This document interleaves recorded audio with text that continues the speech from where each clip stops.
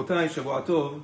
There's an interesting halacha that Maran Zichron Livracha brings down in Chazon Ovadia, Yamim Noraim. When we say the Slichot during Chodesh Elul and Aseret Emet Teshuvah, we have a piyut, a poem, at the end of the Slichot that all the Sfaradim say. Elecha Hashem nasati anai. If you look at the fifth stanza, it says Ha'avir chatati, Eloi Yeshuati, ve'gam et dim'ati sima v'nodecha. Take my tears and collect it, put it in your flask, which is actually based on a pasuk in Tehillim. There's a pasuk in Tehillim Nun Vav, Nodi safarta, sima dim'ati benodecha, halo besifratecha.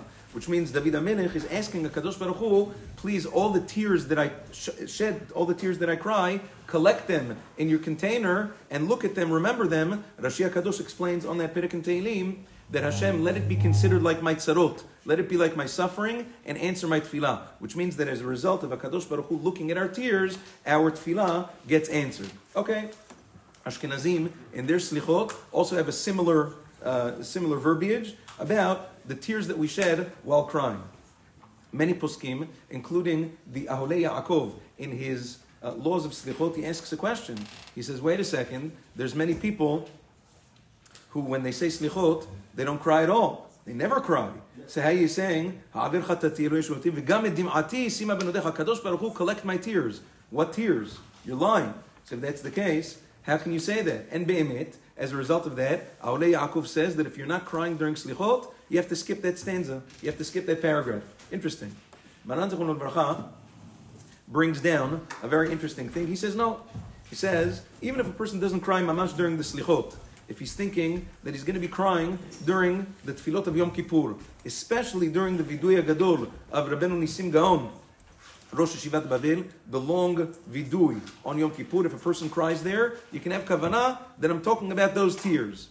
Adon Shlomo Zalman Auerbach, in his Halichot Shlomo, he says a little bit different. He says even if a person doesn't cry himself, even on Rosh Hashanah Yom Kippur, he can have kavanah. I'm talking about the tears of all of Am Yisrael, not my tears.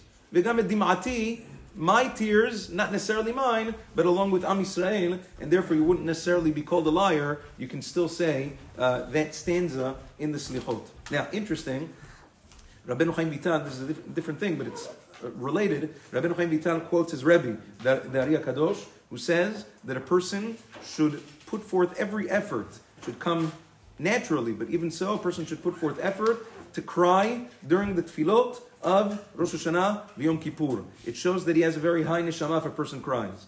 The Ari HaKadosh says, on the other hand, if a person will not be moved to tears at all during the tefillot of Rosh Hashanah v'Yom Kippur, it shows that he has a very, very low neshama, a very, incomplete and low-level neshama. So if a person wants to know where he's standing, look at your tefillot of Rosh Hashanah v'Yom Kippur to gauge where your neshama is holding. It's an important thing, so you have to prepare accordingly. Have a wonderful day, and Shavua Tov.